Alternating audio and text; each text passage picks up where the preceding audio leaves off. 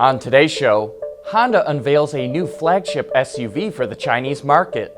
Lexus reveals an updated version of the IS, and a look at how Kia is incorporating European design into its vehicles. All that and more coming right up on Autoline Daily.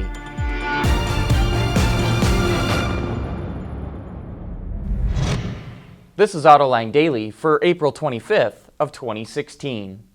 The Beijing Auto Show just kicked off, so let's take a look at some of the vehicles that have been revealed so far. Lexus introduced the all-new IS. The styling remains similar to the outgoing model, but the front end has been reworked and features new headlamps, larger air intakes, and an updated grille. The engine options remain unchanged, a 2-liter 4-cylinder turbo or a 3.5-liter V6 that's offered with 255 horsepower or 306 horses. Depending on the setup, the engines are mated to a 6-speed or 8-speed automatic transmission, and the interior features a new high-res display screen that's nearly 3 inches larger than before. And in other Toyota news, the company announced that starting in 2018, it will offer plug-in hybrid versions of the Corolla and the Levin in China. The Levin is a different version of the Corolla sold in the country. Last year, Toyota introduced hybrid versions of those models in China, which are turning out to be so popular, Toyota is having trouble keeping up with demand. Total orders for the vehicles are about 40,000 units.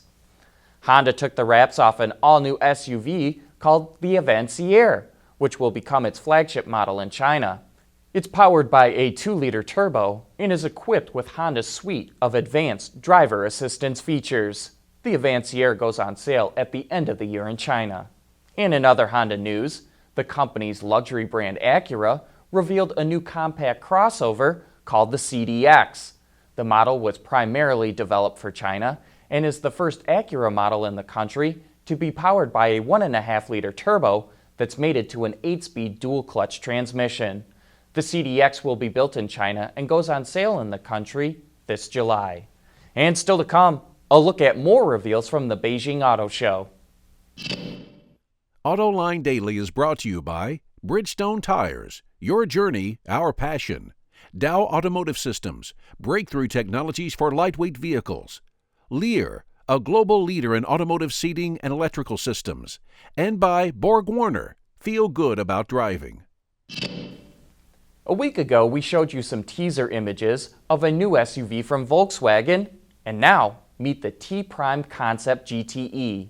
The full-size SUV is sent to hint at future VW SUVs, which is not too surprising as it looks similar to the midsize Cross Blue. As of now, the T-Prime is a plug-in hybrid vehicle that consists of a 2-liter turbocharged 4-cylinder engine, electric motor, 14.1 kilowatt-hour battery, and an 8-speed automatic transmission. VW says this setup is good for 31 miles of pure EV range and a combined fuel economy that's equivalent to 87 mpg. Open the door of the concept and you'll see a host of luxury materials. But what sticks out is the lack of knobs and switches. With the exception of the steering wheel stalks, all the controls are touch-sensitive surfaces with white backlighting, many of which are located in the curved touchscreen that's emerging of the instrument cluster and infotainment display. By our eye, the T-Prime Concept GTE looks pretty production ready, and Volkswagen could certainly use more models in the exploding CUV SUV segment. And speaking of China, we all know how consumers in the country love extended wheelbase vehicles, and here are a few auto show reveals that fall into that category. We'll start with the long wheelbase version of the BMW X1. It will be built at BMW's plant in Shenyang, where the standard wheelbase version is already made and will feature a range of 3- and 4-cylinder engines. Next, we move on to the Jaguar XFL. Thanks to the extended length, rear seat passengers have more than 6 inches of added legroom, but they also get a couple of Jaguar firsts: 4-zone climate control with cabin air ionization and clear exit detection, which is a technology that warns rear seat passengers of traffic approaching from behind. Subtle distinctions include chrome strips on the door handles, sills, and exhaust tailpipes. The XFL will go on sale in China in the second half of this year. And we finish off with the Audi A4 L. The car is over 1.5 inches longer than the previous model and is more than 240 pounds lighter.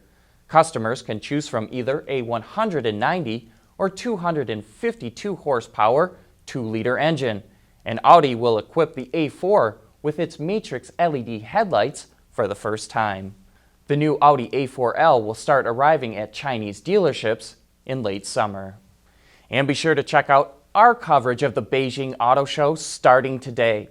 John is interviewing executives from the floor of the show about their latest reveals. So just head over to Autoline.tv throughout the day to watch the latest interviews.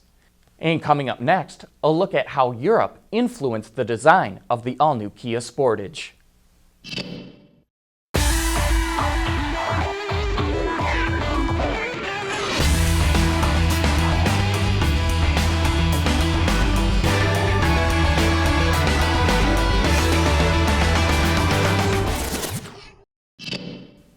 Kia used to have bland styling, but the company's vehicles are much sleeker and stylish now, thanks to Kia's design chief Peter Schreier.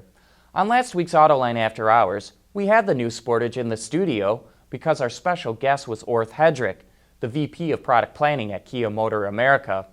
And since this is a global vehicle, the styling needed to appeal to customers outside of the US. And in the following clip, he discusses how Europe influenced the crossover's design.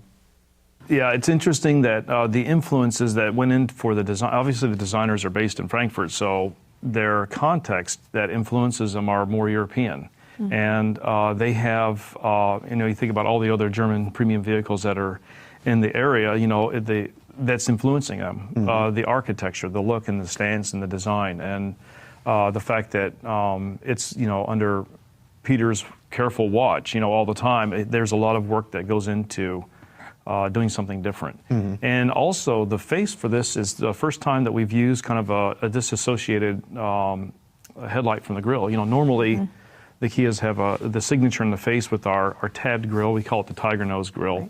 Right. This one's a little bit different. The headlights are up higher and it has a kind of more of an evocative face, which is new for us. Mm-hmm. And for a lot of us, we were really excited about it, but it's a new look, so you have to be really careful. And in the focus groups, it was just off the charts. People just love that new look, and we have it in market now, and it's doing very, very well. We're really excited about it. For more about Kia and the Sportage, you can watch that entire discussion right now on Autoline.tv, or you can check it out on our YouTube channel. That wraps up today's show. Thanks for watching, and please join us again tomorrow.